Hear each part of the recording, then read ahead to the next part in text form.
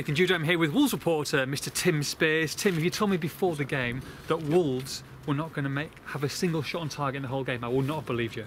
I would not have believed you. And crazily enough, they didn't score. 0-0. Believe it, baby. Yeah. Yep. No shots on target. First time this season, and a disappointing result and a shame. Really, that's a shame. Yeah. That 5,000 fans here.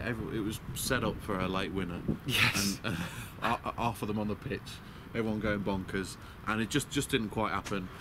You got to give credit to Barnsley though a little bit. Credit to Barnsley, you know, a touch of misfortune on Wolves' part, certainly on that Jota shot that Sure. pretty much broke the crossbar. Yeah, smashed it. Honestly, Still shuddering now. I mean, it's not, but if that goes in, goal of the season for me, because it hit it so powerfully. Too well. Well. And then a few minutes. And then one of those videos, is it? And then a few. When is it not? And then a few minutes later, he's missed from a yard. And you know, can't wait to see it again. But it looked terrible, didn't it, at the time? Yeah, it did. Yeah. Everyone was stunned that he saw. I know he was off balance. Somehow put it over the bar. Those were the two big chances for Wolves, really. Sure. But Barnsley had a couple as well. You know. Yeah. They, got a couple of decent shots just wide towards the end. Oh, falling out of the pockets here.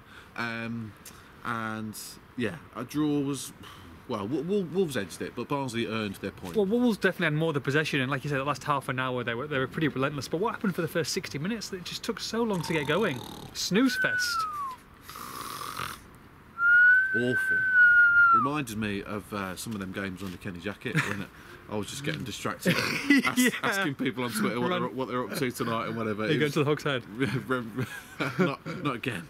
Reminiscent of those games. It was terrible. Probably the worst half of the season for entertainment. It was turgid. Hardly anything happened. No, really dreary, really dull. Then there was 6 minutes added on.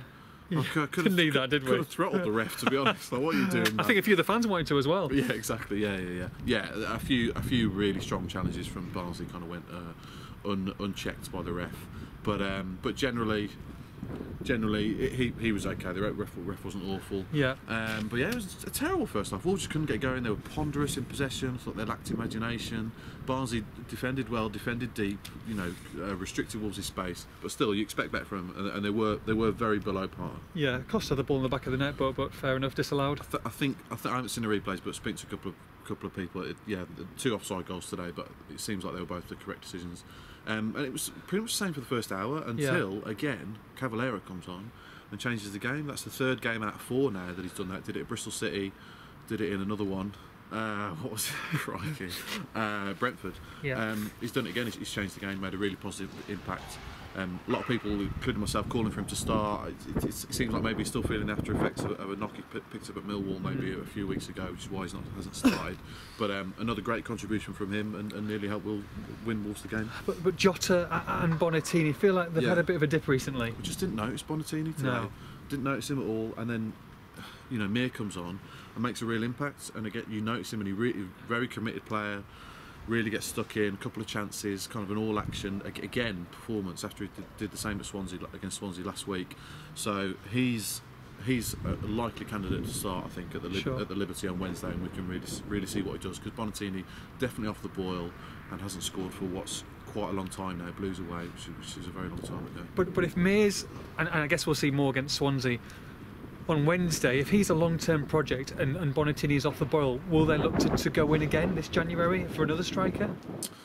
I don't know. It's a good question. I think we'll see how Mir does it in the coming weeks. I think they've drawn 2 blanks in a row, which is obviously not like them at all. But they're not lacking in firepower, and Costa had his moments today. Jota obviously had a couple.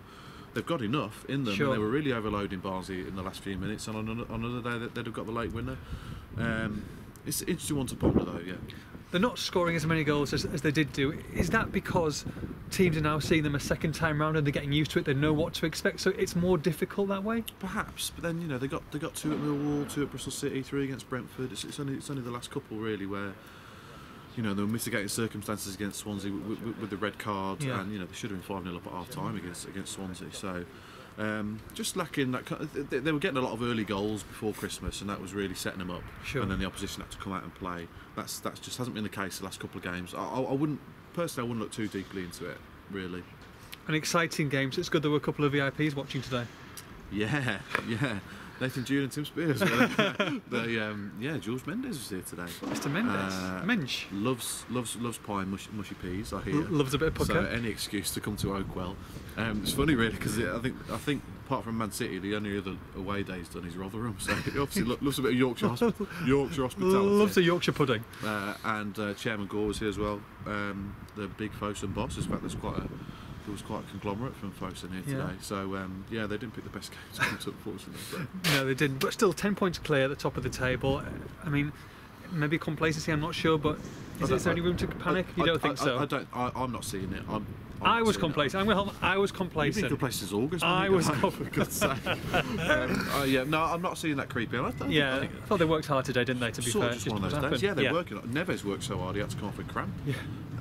Towards the end, he was hobbling when he came off. Last couple of minutes, he'd run himself into the ground. Well, he'll definitely get a rest on Wednesday. Yeah, 100% he will. I'm sure Jota will as well. So work ethic, not a problem. I don't think complacency is a problem.